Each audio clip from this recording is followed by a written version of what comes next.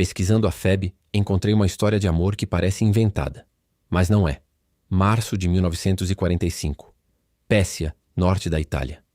Um pracinha gaúcho de 23 anos está de folga. Decide ir a um baile numa cidade próxima com 2 companheiros. A orquestra começa a tocar Moonlight Serenade, de Glenn Miller.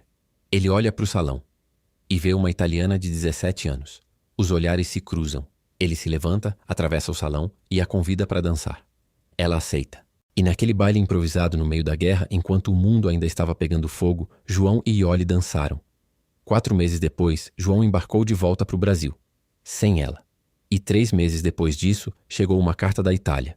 Iole estava grávida. Inscreve no canal agora. Porque essa é só uma das histórias que o Brasil guardou no esquecimento. 58 italianas se casaram com pracinhas brasileiros durante a Segunda Guerra Mundial. 58. Cada uma delas deixou a família, o país, a língua, tudo o que conhecia, para atravessar o Atlântico atrás de um homem que tinha aparecido fardado numa cidade destruída pela guerra. Mas entre todas essas histórias, a de João e Iole é a que mais me parou.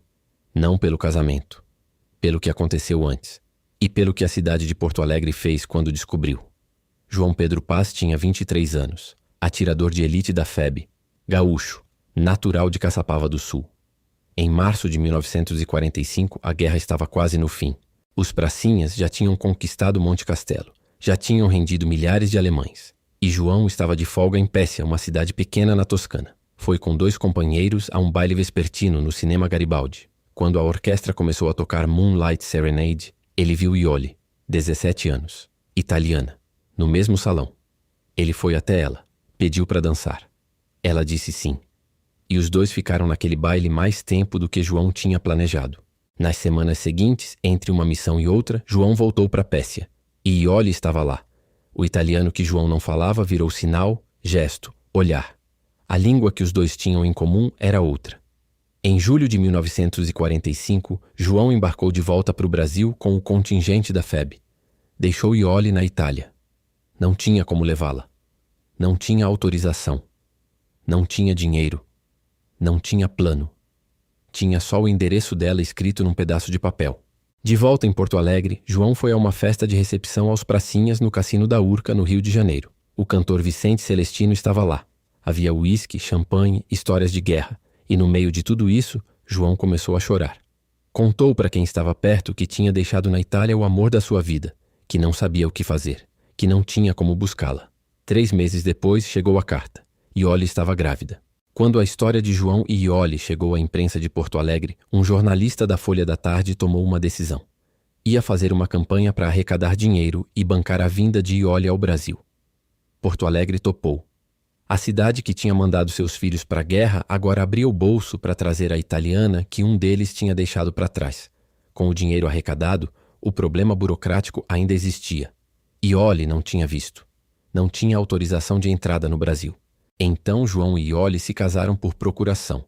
Ele em Porto Alegre, ela em Pescia, sem se ver, sem se tocar, unidos por papelada e pela distância de um oceano. Se você tá chegando até aqui e essa história tá pegando, deixa o like agora. Meses depois, com o casamento em papel e o filho de 3 meses no colo, Iole atravessou o Atlântico, da Itália destruída pela guerra para o Brasil que ela nunca tinha visto, sem falar português. Sem conhecer ninguém, além do nome do homem com quem tinha dançado Moonlight Serenade. E quando chegou ao porto do Rio de Janeiro, João estava lá. Depois de meses separados por um oceano. Depois da carta da gravidez. Depois do casamento por procuração. Depois da campanha do jornalista. Depois de tudo. Eles se reencontraram no cais e começaram uma vida. João e Iole ficaram juntos por 7 décadas. O filho Pedrinho, que tinha atravessado o Atlântico com 3 meses no colo da mãe, morreu aos 12 anos. Mas João e Iole ficaram. Construíram família. Construíram vida. Em Porto Alegre. Longe de Pescia. Longe da Toscana. Longe da Moonlight Serenade que tocava no Cinema Garibaldi naquela tarde de março de 1945. Mas com tudo que tinham começado naquele baile. E João e Iole não foram os únicos. 58 casais. 58 italianas que deixaram tudo para trás. Algumas tiveram histórias felizes. Outras tiveram histórias difíceis. Todas tiveram histórias que quase ninguém no Brasil conhece. Quando pesquiso a FEB, É fácil focar nas batalhas. Monte Castelo, Montese, Fornovo.